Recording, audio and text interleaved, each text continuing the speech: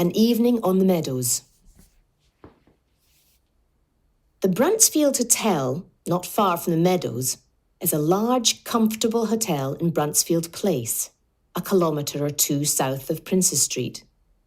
The hotel bar, called the King's Bar, is on the lower ground floor and has an entrance down some steps from the small car park at the front of the hotel. At 8:30 on Tuesday evening, Logan and Grant were sitting in the bar. They had spent the morning sorting through the mountain of paper that the case was producing.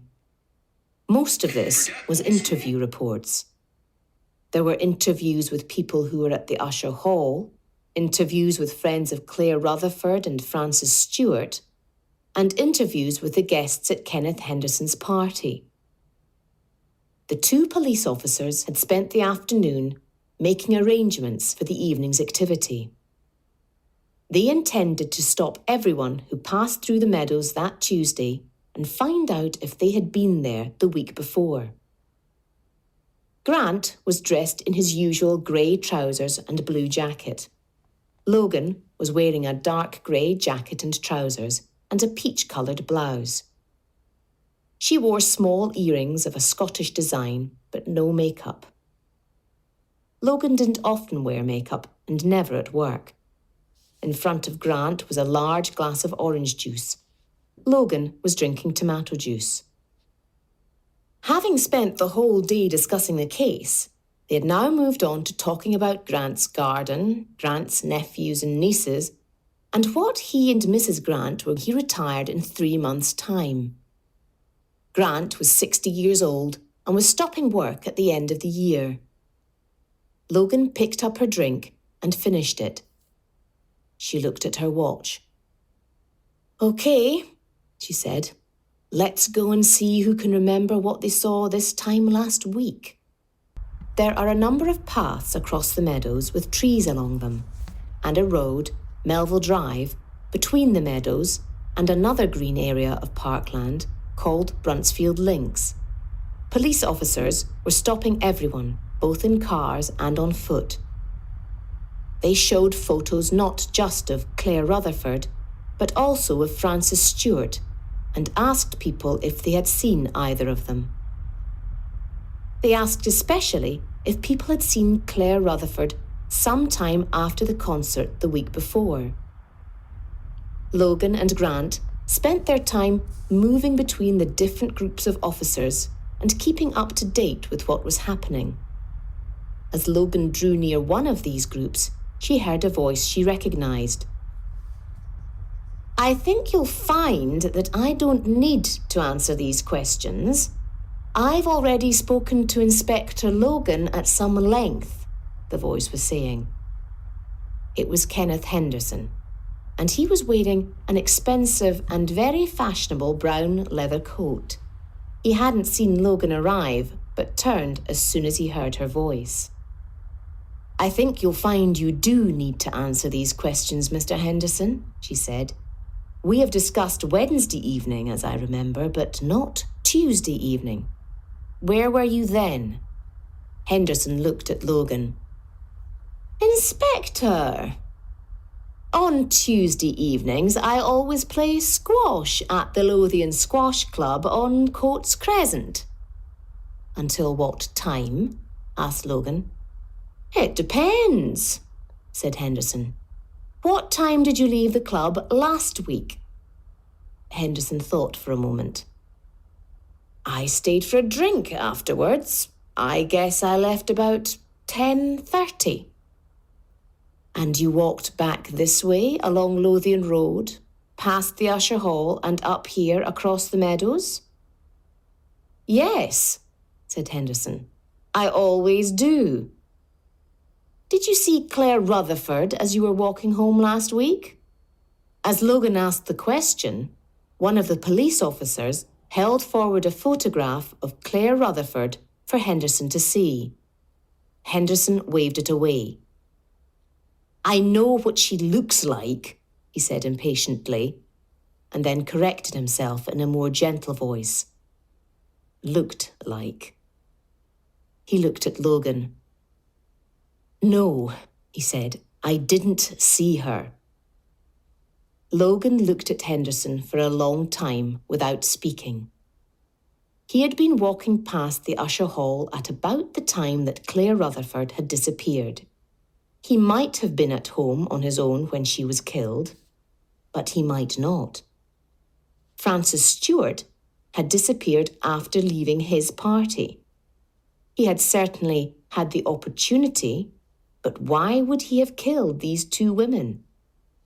His love life seemed important to him. Had he asked both women out and they had refused him? It seemed unlikely. He had suggested that he was interested in Logan, but hadn't been especially worried when she had not shown similar interest in him. Was it something to do with research at the university? Was that really likely? She could take him down to London Road for further questioning, or she could make him sweat for a bit. She decided to make him sweat. Mr. Henderson, she said, you must admit it seems odd that Francis Stewart disappeared after your party and Claire Rutherford disappeared when you were both in approximately the same place. I'd like you to pop into London Road Police Station tomorrow sometime for a further chat about all this. Henderson took a deep breath. At a time that suits you, said Logan. Say 4 o'clock tomorrow afternoon. And Logan turned and walked on to the next group of police officers. The questioning continued through the evening, but they got no more information. At 12:30, Logan walked over to a group of people standing on Melville Drive. She intended to thank the police officers for giving up their evening and to tell them to go home. However, as she reached the group, she saw a face she recognised. It's Katie Jarden, isn't it? She asked. Oh, Inspector Logan. Hello, said Jarden. Her hair was very wild today. How are you? Have you got any further with your investigation? No, not yet. But we're still working on the case, said Logan. And then looked at the girl who was with Katie Jarden. Jarden noticed Logan's look. Oh, this is Karen, she said. Karen Ramsey. She's a friend of mine. Karen Ramsey was easily 185 centimetres tall, Logan thought, and she was big too. She looked older than Katie Jarden, probably in her late 20s. But, most noticeable of all, she had long blonde hair and an extraordinarily beautiful face. Logan smiled at Ramsey, then looked back at Jarden and said, On your way home? Yes, she said. We've just been to the cinema. We stopped for a drink on the way back. Jarden looked up at Ramsey as she spoke. Oh, I see, said Logan, turning to Karen Ramsey. Are you a research student at the university too? Yes, I work there part-time as well, she added. Ramsey's voice was deep with a West Coast accent. She looked Logan straight in the eye when she spoke to her. It was a look that made Logan feel a little uncomfortable, as if she should be asking Ramsey questions. Oh yes, said Logan, asking for more information without actually making it a direct question. The fact that she felt uncomfortable didn't stop her questions. It made her more interested in searching for information. Karen teaches at the university, said Katie. Logan noticed Grant look more closely at Ramsey and begin to take more interest in the conversation. Just a few hours a week, said Ramsey. I'm really doing research for a PhD, a doctorate. You want to become a doctor? Asked Logan. Yes, said Ramsey. A doctor of computer science. Oh, said Logan. You work in the computer department? Yes, said Ramsey. Right, said Logan thoughtfully. So what's your research all about? Ramsay looked down at Jarden and then back at Logan. She smiled. How much do you know about computers, Inspector? Not much, replied Logan. But I just wondered if your research was related in any way to what Claire Rutherford and Frances Stewart were doing. The effect of Ramsay's stare was almost physical to Logan. Not really, said Ramsay. I only knew a little about what they were doing. People don't talk too much about their research. Not until the research is finished, anyway. Professional competition? Asked Logan. Sort of, said Ramsay, her eyes not leaving Logan's. It has been known for people to steal ideas. As a result, researchers don't usually talk too much about their work. I imagine you knew Claire Rutherford, since she shared a flat with Miss Jarden.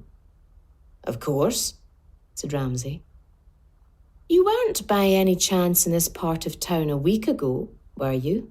Asked Logan. She looked directly at Karen Ramsay as she spoke.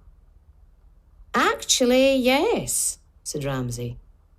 I usually work at the Bruntsfield Hotel, in the restaurant, on Tuesday evenings. I've got a week off, which is why I'm not there this evening. I was probably coming home about this time. Again, Logan felt uncomfortable as Ramsay looked her in the eye. And did you see Claire as you were going home? Asked Logan. I'm afraid not, said Ramsay. Logan looked at her watch. OK, thanks for your help, she said. You'd better get off home. Thanks, and good luck with the investigation, said Jarden as the two women set off towards Marchmont. Logan watched them walk away and then turned to Grant. What did you think of Karen Ramsay? She asked.